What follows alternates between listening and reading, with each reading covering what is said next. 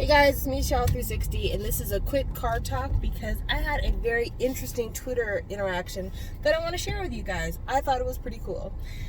So, there was a person who put out a tweet after BTS's Dynamite went down to number 2 on the Billboard charts. And this person on their tweet was like, I can't believe they lost to WAP. Like, that's not a song that should even be on the radio. What is it? It's disgusting. And a lot of people roasted that person who said that, because what we're not going to do around here is kink shame if it's not something that's harming anybody else. So a lot of people responded like, quit being a hater, quit being a bitch. I personally responded like, get the fuck out of here, you know. They like the song, also Solomon right, something to that effect. But there was an older lady, and I say older lady because of what she wrote on her description on Twitter. An older lady who wrote that WAP is disgusting and it should never be on the radio and a few other things. And she also said BTS is pure. And I wrote her back saying BTS is not pure, and I put like the choreography for Tomorrow, and I was listing, you know, tongue technology and stuff like that. And she was like, well, visuals, you know, but lyrics, they're pure. And I'm like, well, no, sometimes their lyrics get spicy as well. But also these are grown-ass men. You know, you can't infantilize, I'm sure I'm saying this word wrong. You can't cast them as babies when they're grown-ass men. I mean, Jen's about to go to the military, y'all. Next year is his time. So, they're grown-ass men. Anywho's, we got into a back and forth about, you know, she believing that WAP should not be on the radio because of kids, and me explaining that, you know, I'm a parent too. And as a parent, I am the biggest and loudest influence in my child's life. And the reason why is because they freaking live with me. My child lives with me. My child listens to the music that I listen to. My child watches the programs that I watch in their early life. As they get older, they get their own autonomy, their own agency. But I am my child's biggest influence. And if my child is raised in a way that I believe is proper, and I don't think that WAP is a proper song, then WAP is not going to be a bigger influence over their life than me. Like, they might listen to it, and they might even gig to it a little bit. But they're not going to be like, oh, the lessons taught in WAP are so much more important than what my mom taught me all these years growing up. And she's like, well, there's some kids who don't have good parents, and the media is raising them. And I'm like, well, you know, that's why we have children's content channels. We don't have Nickelodeon, Disney, all these Cartoon Network, all these other things just for the sport of adults. This is because we have designated children's content. Early mornings on these channels tend to be preschooler style stuff. So we had this back and forth, and I stayed respectful. I didn't curse or anything like that. And then she's like, thank you for the respectful discourse. She gave me a follow. I'm sure she'll unfollow me soon once she realizes I am not an army. I am just a fan. And so that all happened. But it put me in the mind of catered content, and also catering content in your mind. I think about this a lot, and I think about this a lot because we live in a time where algorithms drive our input. So many of us, when we are watching YouTube, our recommends are all driven by whatever we've watched in the past. Same thing with Twitter. Once Twitter finds out you like a certain subject, they'll ask you if you want to follow that subject. And whenever you go to your Explore page, it's always stuff that goes to that. Instagram is the same way. I'm assuming Snapchat is, even though I don't have Snapchat. But yeah, this is what happens. People tend to kind of be fed recycled content or content that caters to their view. And I think in a lot of ways it's great because you can sometimes find things related to something you like that maybe you weren't privy to or you didn't know existed, and all of a sudden that becomes a part of your sphere. But I also think it's dangerous because it doesn't provide alternative points of view. And I think sometimes we get so caught up in our own private echo chambers that we don't have the ability to maybe take into account somebody else's opinion, or even acknowledge when, like, it may be somebody we disagree with, but something that they're saying is actually right. Like, one of the things that I think caused her to appreciate that it was respectful discourse is when she said it should be censored. I said censorship is a slippery slope because it starts with music and then ends up being news. And I think she appreciated that, you know, I'm against censorship not because I like WAP, but because I don't believe censorship leads to any good conversation. But I was thinking about the echo chambers that we have online, and then I was also thinking about the kind of echo chambers we create for ourselves in the way that we see people. So yes, we have online services that feed us content that's directly catered to our wants, desires, our needs, our point of view. But then when we look at things that maybe aren't created to cater to us, but we've run across, everything you look at in your life, you look at through your life view. Everything you look at in life, it starts with your two eyes, and everything that your two eyes or your two ears, you know, depending on disability, that you've experienced throughout the course of your lifetime, your education, your background, your religious history, all those things influence how you see stuff. And with BTS, with K-pop in general, it is really easy for people to attach an agenda to K-pop that might not necessarily exist. A lot of people attach to K-pop the idea that, oh, K-pop is cleaner than Western music, K-pop artists are sweeter people, they're virgins, they don't date, like all these things, and it's aided by the fact that we can't understand them. If you're not actively speaking Korean and you are embracing a K-pop artist's content, you're really basing your judgment off of the visual and off of the tune of the music, the melody of the music, the tone of the voice. You're not really getting the lyrical content, and it's easy to create a narrative in your mind that this is an example of pure content made for modern sensibilities, when in truth it may not be that thing. It may be something like real freaking nasty. It might be some metaphors in there that would make you turn your head if you knew what they meant. But that is part of the reason I think that K-pop has grown so exponentially when it comes to modern society, or at least in the last couple of years.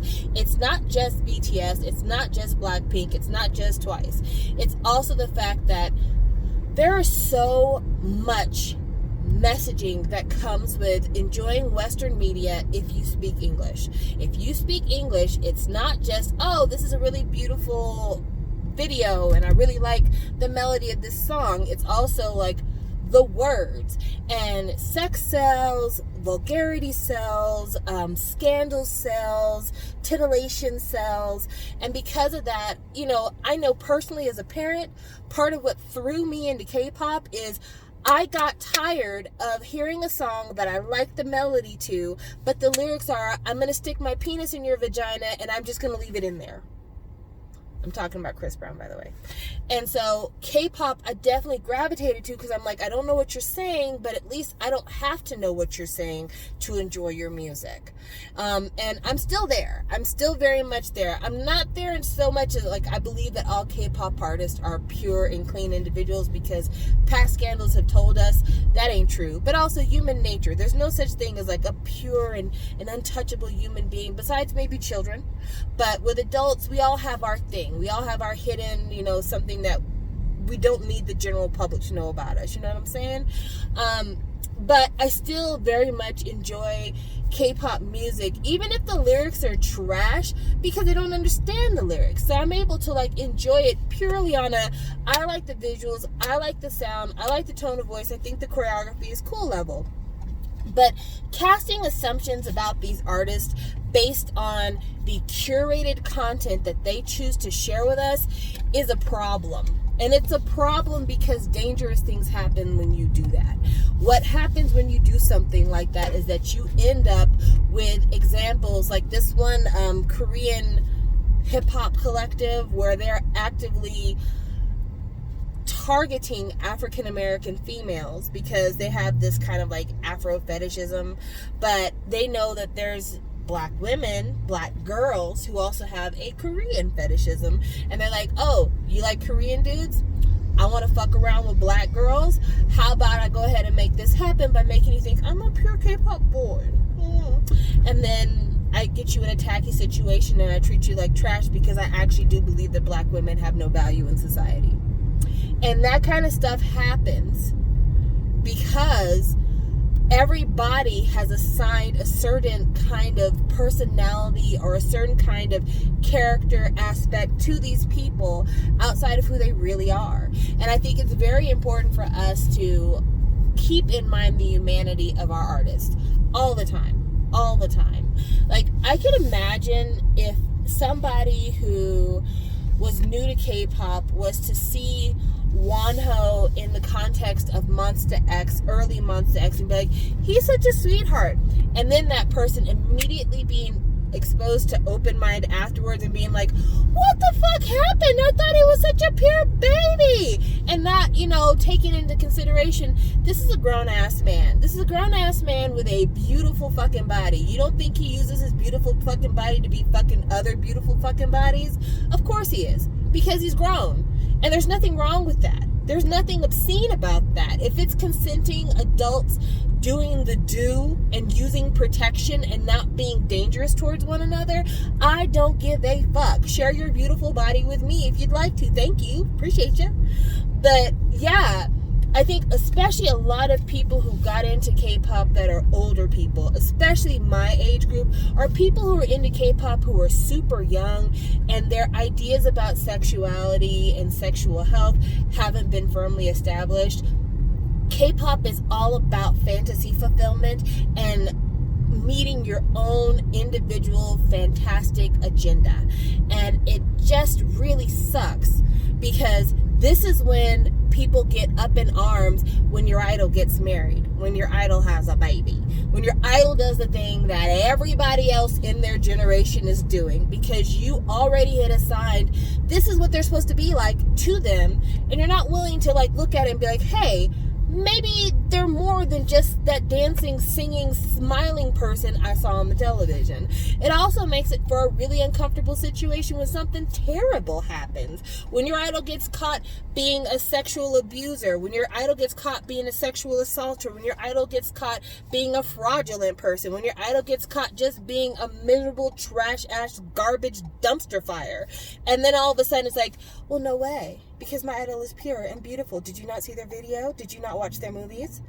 And so I very much feel like we have to continue to insert into the conversation that these are real people.